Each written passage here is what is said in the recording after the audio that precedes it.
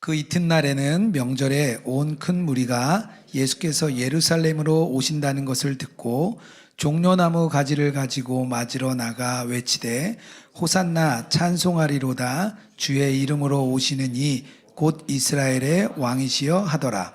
예수는 한 어린 나귀를 보고 타시니 이는 기록된 바 시온 딸아 두려워하지 말라 보라 너의 왕이 나귀 새끼를 타고 오신다 함과 같더라. 제자들은 처음에 이 일을 깨닫지 못하였다가 예수께서 영광을 얻으신 후에야 이것이 예수께 대하여 기록된 것임과 사람들이 예수께 이같이 한 것임이 생각났더라. 나사로를 무덤에서 불러내어 죽은 자 가운데서 살리실 때에 함께 있던 무리가 증언한지라. 이에 무리가 예수를 맞음은 이 표적 행하심을 들었음이러라.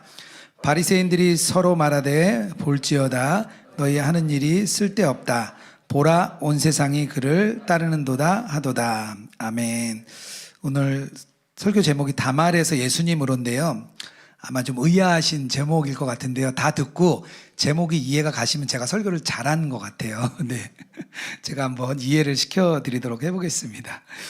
천국과 지옥의 이혼이라는 책이 있는데요. 거기 어떤 내용이냐면 이제 죽어서 이제 그 영혼들이 하늘로 올라갑니다. 그러면 하늘에 올라가면 누군가 이렇게 마중을 나와요. 그 책에서는 견고한 영이다라고 얘기하는데 누가 마중을 나와서 천국까지 이렇게 데리고 가는 그런 장면들이 나오는 게 그 책의 전체적인 줄거리입니다. 그런데 이렇게 마중 나오는 사람이 대체적으로 자기가 원하지 않던 사람들이 나와요. 보통은 자기랑 이 땅에 있을 때 뭔가 어려움이 있었던 사람이 자기를 데리러 나옵니다. 아마 우리가 그냥 자기 자신을 한번 생각해서 내가 만약에 천국에 갔는데 누가 나를 데리러 왔다. 근데 나랑 철천지 원수가 나를 데리러 나왔다. 아니면 아주 껄끄러운 분, 뭐 그런 분이 나를 데리고 나왔다. 이렇게 한번 생각을 해보세요. 굉장히 좀 좋지 않은 반응이 나올 것 같은데요. 오늘 예수님을 마중 나온 사람들, 예수님을 마중 나왔는데 그 예수님이 오시는데 그 예수님은 자기들이 원했던 그런 예수님이 아니었습니다. 여기 이스라엘 유다 백성들이 자기가 원치 않았던 예수님을 맞이하게 됩니다. 오늘을 뭐 종려주일이라고 부르는데요. 그 예루살렘에 예수님이 입성하실 때 이렇게 종려나무 가지를 흔들었다 그래서 그냥 종려주일이라고 이렇게 부릅니다. 뭐 역사적으로는 다양한 명칭들이 있습니다. 이렇게 호산나를 외쳤다 그래서 호산나 주일이라고도 하고요. 세례 받을 사람들을 준비하는 주간이다. 그래서 세례 주간이라고도 이야기를 하는데요. 제일 중요한 거는 고난 주간이 시작되는 첫날이기 때문에 고난 주간, 고난의 주일이라고 부릅니다. 오늘은 사실 고난의 주일이에요. 그렇다면 유대인들이 왜 종려나무 가지를 막 흔들면서 예수님을 왜 마중 나왔을까요? 왜 환영을 했을까요? 유대인들의 입장에서 한번 그 시대의 상황과 정황을 좀 이렇게 잘 이해하면서 그 종려가지 흔들었던 유대인들의 마음을 좀 이렇게 잘 이해해 보면 좋을 것 같습니다. 유대인들이 살았던 그 팔레스타인 지역은 예수님 오시기 전 400년 전부터 말라기가 끝나고 400년 동안 그쪽 지역의 역사의 중심지였습니다.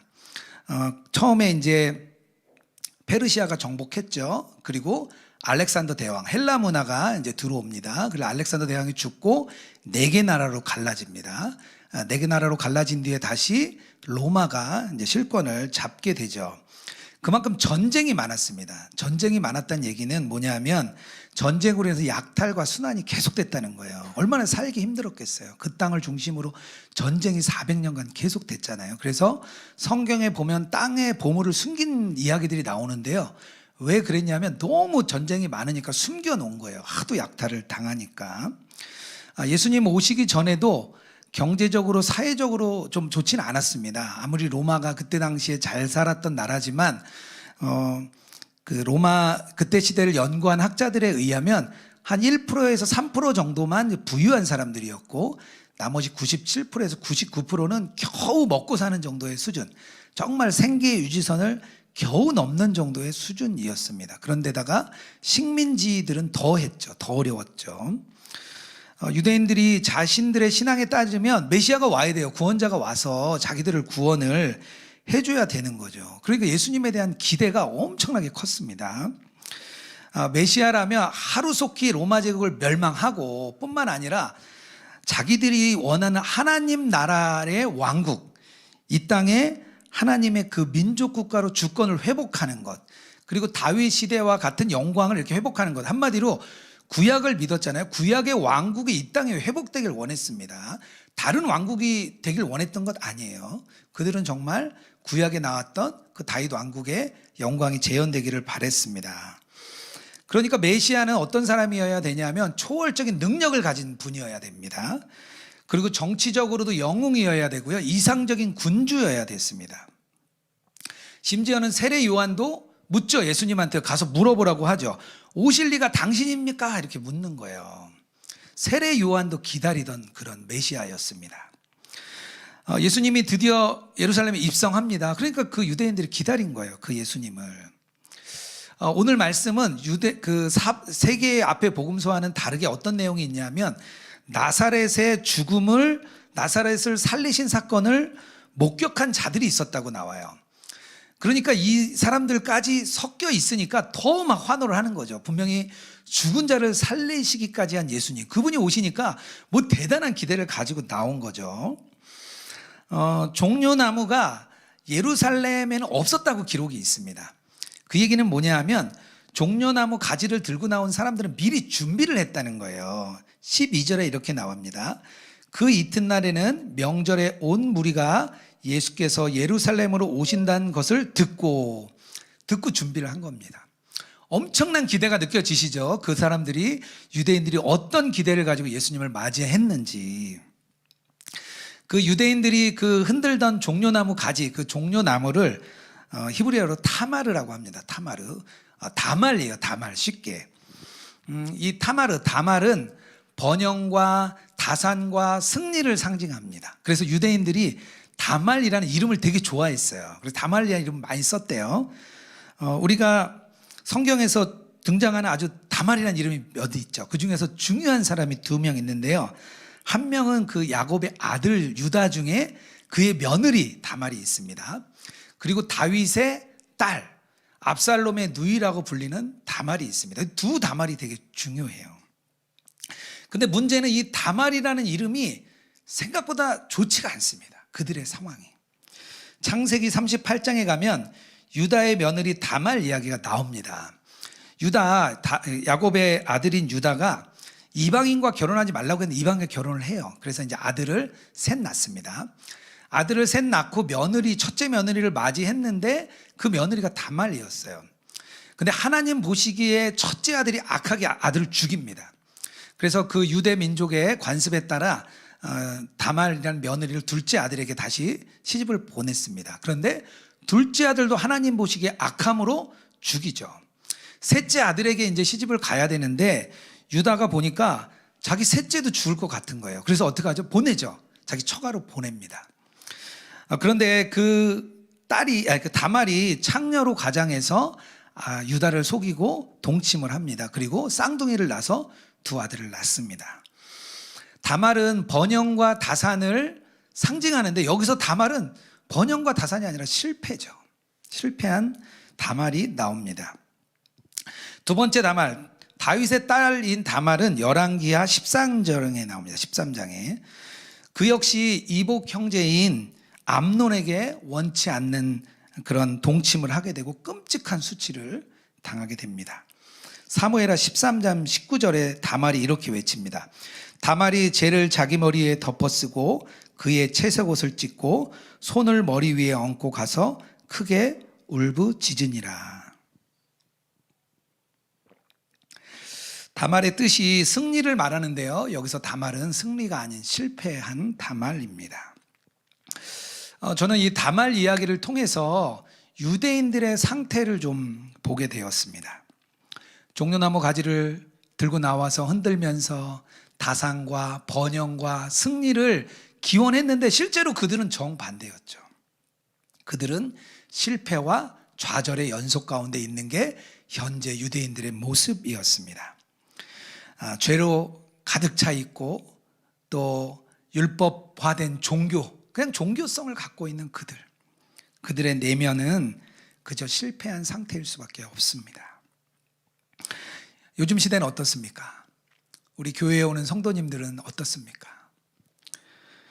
종려나무 가지를 우리도 들고 우리도 기대합니다. 다말, 승리와 다산과 또 번영을 우리는 기대하는데 우리 삶의 현장은 실패하고 좌절한 삶의 연속적인 현장에 우리가 있습니다. 김혜란 작가님이 쓴 바깥은 여름이라는 소설이 있습니다. 7편의 단편으로 이렇게 되어 있는데요. 제목은 여름인데 되게 가슴 시린 이야기들이 가득 차 있어요. 첫 번째 이야기는 그냥 평범한 부부의 이야기입니다. 두 부부가 결혼을 했어요. 그리고 이제 이사를 한 10여 년 막 계속 다니다가 이사 다니다 지친 거예요. 그래서 마침 집을 싸게 장만을 잘 했습니다. 하우스 푸어가 됐죠. 그래도 뭐 즐거웠어요. 그래서 사람들 초대하고 집들이도 하고 너무 행복하게 막 아들하고 지냈습니다. 그런데 하나뿐인 유치원생 아들이 유치원 버스에 치여서 죽는 사고가 일어납니다. 그날부터 이 엄마와 아빠에게 집은 행복한 장소가 아니라 고통의 장소가 됩니다. 다 장소가 아이가 있던 추억이 있으니까 가슴이 너무 시린 거예요. 그런데 나중에 이자를 내야 되는데 이자가 계속 겹치고 겹쳐서 많아졌어요. 그래서 아들이 사고로 받은 보험금이 있는데 그걸 끝까지 안 쓰려고 하다가 그걸 깹니다. 그래서 그것을 이렇게 이자로 내요. 성공과 이 번영의 공간이 실패의 공간으로 완전히 바뀝니다. 불행한 일이 막 이렇게 계속 나오는데 작가가 얼마나 덤덤하게 쓰는지 진짜 자기도 모르게 눈물이 나요. 막 읽는데 눈물이 나고 있더라고요. 근데 대부분의 여기 나오는 7편의 주인공들이 다 비슷해요. 다 어려워요. 상황과 처지는 다른데 참 고통 속에 있구나. 저는 이게 우리의 모습이라 생각이 들었습니다. 승리와 성공과 다산을 기대하는 우리들. 하지만 일상에서 우리는 실패하고 쓰러지고 넘어지고 그런 상태에 있는 우리들. 큰 벽 앞에 부딪히면 우리는 내 삶은 왜 이렇게 힘든 걸까? 왜 내 삶만 이렇게 무거운 걸까? 그런 고민 앞에 우리는 서게 됩니다. 오늘 종료 주일인데요. 예수님께서는 그런 유대 백성들 사이로 들어오고 계십니다. 동일하게 우리들의 인생에도 들어오고 계십니다. 예수님이 우리에게 들어오시는 거예요. 그런데 예수님이 어떻게 들어오시냐면요. 14절과 15절에 이렇게 들어오십니다. 예수는 한 어린 나귀를 보고 타시니 이는 기록된 바 시온의 딸들아 두려워하지 말라 보라 너희 왕이 나귀 새끼를 타고 오신다 함과 같더라. 예수님께서 겸손하게 찾아오십니다. 아주 낮아진 자세로 겸손하게 찾아오세요. 우리가 추구해야 될 것이 있다면 겸손이라는 거예요. 겸손. 예수님이 번영과 다산과 외적인 승리의 공식이 아니라 이렇게 겸손의 모습으로 찾아오는 게 참 특별했습니다. 어떻게 보면 예수님의 그 성육신 사건 자체가 사실은 낮아지심이죠. 그 자체가 겸손함이셨죠. 예수님이 이 땅에 오신 것은요, 우리에게 겸손을 회복시켜주기 위해 오신 겁니다. 우리로 하여금 예수님이 갖고 있는 겸손을 우리에게 나눠주고 싶어서 오시는 거예요. 이미 하늘에서 겸손을 가지고 이 땅에 오셨죠. 예루살렘으로 입성할 때 그는 겸손의 마음으로 들어오셨습니다. 마태복음에 보면 그는 겸손하게 오셨다 이렇게 표현을 하고 있습니다. 빌립보서 2장 8절에 이런 말씀이 있습니다. 사람의 모양으로 나타나 자기를 낮추사 죽기까지 복종하셨으니 곧 십자가에 죽으심이라. 이 말씀에 의하면 예수님의 겸손이 그의 죽음에 아주 고유한 가치를 부여합니다. 예수님께서 우리에게 주시고자 하는 구원은 뭐냐면요, 우리에게 본인의 삶과 죽음, 겸손을 우리에게 주고자 하는 게 예수님의 십자가 사건입니다. 예수님의 그 십자가를 통해서 우리에게 겸손을 나눠주고 싶은 게 주님의 마음이에요. 하나님의 임재를 경험하는 일, 성령 충만하게 사는 일, 그리고 예수님과 동행하는 모든 일 다 겸손을 통해서 드러납니다. 그냥 겸손이 여러 열매 중에 하나가 아니고요, 우리 신앙인들 우리가 가져야 할 모든 그런 열매의 아주 기초가 됩니다. 기초. 예수님께서 겸손으로 다가오셨는데요, 그 이유가 있어요. 왜냐하면 고통과 고난 가운데 있는 사람들에게는 어떻게 다가가야 되냐면 겸손으로 다가가야 돼요. 겸손으로. 이 땅에서 어찌할 바 모르는 우리 인간들을 향하여 주님의 그 안타까움을 맞이고 이 땅에 오신 거예요. 겸손한 마음으로. 예수님이 죽은 나사로를 보고 눈물을 흘리십니다. 뿐만 아니라 예루살렘 땅을 보고 그 성을 보고 눈물을 흘리십니다. 예수님이 또 마지막으로 눈물을 흘리신 장면이 겟세마네 동산에서 나오는데요. 통곡의 눈물을 흘리십니다. 이 땅을 향한 그 안타까움으로 주님의 그 마음이 눈물과 함께 아주 낮아지시는 모습을 우리가 볼 수 있습니다. 우리 안에 있는 성도의 역할, 교회의 역할이 있다면 뭘까요? 우리 교회의 역할이 있다면 우리 교회가 막 성장하고 부흥하고 교회 다니니까 막 모든 일이 잘 되고 사업도 성공하고 그런 게 아니라 고통과 고난과 실패한 사람들 안에 같이 있어주는 겁니다. 그들과 함께 하는 것. 주님은 그 일을 이루시기 위해서 겸손으로 나가라는 거예요. 겸손으로 찾아가라고 말씀하시는 겁니다. 지난주에 로잔 선교대회가 있었습니다. 목회자 컨퍼런스가 있었는데요. 저도 거기에 다녀왔습니다. 강사님 중에 한 분이 그런 강의를 해주셨는데 제가 되게 마음에 남는 게 있었어요. 뭐냐 하면 전 세계 이제 로잔 대회가 이제 그 기독교 올림픽 같은 거예요. 한 200국에서 한 5천 명의 전 세계에 있는 모든 그리스도인들이 이제 한국을 찾아옵니다. 한국에서 열리니까요. 그런데 그들이 궁금해하는 게 있다는 거예요. 뭐냐 하면 일제강점기도 거치고 6.25도 거쳤는데 교회가 그 어려운 가운데 막 성장하면서 백성들의 그 어려움과 고통을 교회가 안아주었다는 걸 알고 있다는 거예요. 그래서 한국 교회가 어떻게 그 고통과 고난 가운데 있는 성도들을 안아주고 위로해주고 격려해 줬는지 듣고 싶다는 거예요. 한국 교회가 엄청 전 세계에서 큰 교회가 10개 있고 예배당에 갔더니 교인들이 막 꽉꽉 차고 그런 게 아니라 그런 걸 보고 싶어 오는 게 아니라는 거예요. 전 세계에서 오는 사람들은 어떻게 한국 교회는 그 어려운 가운데 있는 사람들을 품어주고 안아주고 격려했는지 그 사람들 그게 궁금하다는 거예요. 그래서 한국에 온다는 겁니다. 그리고 북한을 땅을 위하여 기도하는 우리 한국교회, 북한 땅을 위해 섬기는 우리 한국교회 교인들이 너무 궁금하다는 거예요. 그 어려운 것을 섬기는 것. 우리가 만약에 북한 교회와 북한 성도들을 섬기려면 우리는 아마 굉장히 겸손해야 될 거예요. 만약에 우월적인 지위와 우월적인 경제, 그 우리의 높은 경제 문화를 가지고 그들을 도우려고 한다면 아마 북한 사람들은 마음 닫을 거예요. 북한 교회도 마음을 닫을 거예요. 오직 겸손한 모습으로 이렇게 나아갈 때만 그들이 분명히 마음을 열 겁니다. 기독교 역사를 보면 그런 일이 너무 많았어요. 기독교 역사는 제국주의적 선교였다 이렇게 이야기를 많이 합니다. 그래서 칼과 무기와 함께 복음이 들어갔습니다. 식민지 국가 낮게 평가하고 우월한 문화를 가지고 너희들에게 내가 교육시켜주고 병원 지어주고 복음 전해주는 거야. 그렇게 선교를 했어요. 빵과 양식을 나눠주긴 했는데 우월적인 지위를 가지고 나눠주었습니다. 그런 교회들은 기독교를 거부했습니다. 그런 나라들이 굉장히 많아요. 오직 겸손의 방식으로 들어간 곳에서만 그들이 복음을 받고 그들의 복음으로 나아갔습니다. 우리가 교회에서 겸손에 대한 요청을 받는데요, 우리가 너무 가볍게 여깁니다. 우리 겸손을 너무 가볍게 여겨요. 겸손이 없어도요, 교회에서 신실한 척 신앙생활 다 가능합니다. 제자들이 예수님이 처음 찾아오셨을 때 그들을 아주 낮아졌습니다. 그들의 모든 것 버리고 예수님 따랐습니다. 하나님으로부터 예수님이 그의 아들이란 계시도 들었습니다. 그리고 예수님을 사랑했고 예수님의 계명 순종하며 따라갔어요. 그 제자들이에요. 제자들 그렇게 따랐어요. 그런데 또 어떤 날은 어땠냐 하면요, 누가 크냐 막 싸워요. 네가 크다 내가 크다 막 싸워요.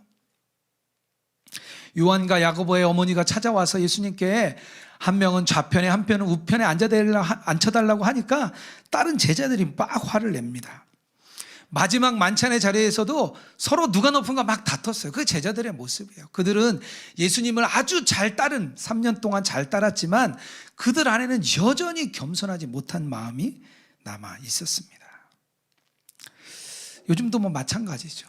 요즘도 마찬가지인 것 같아요.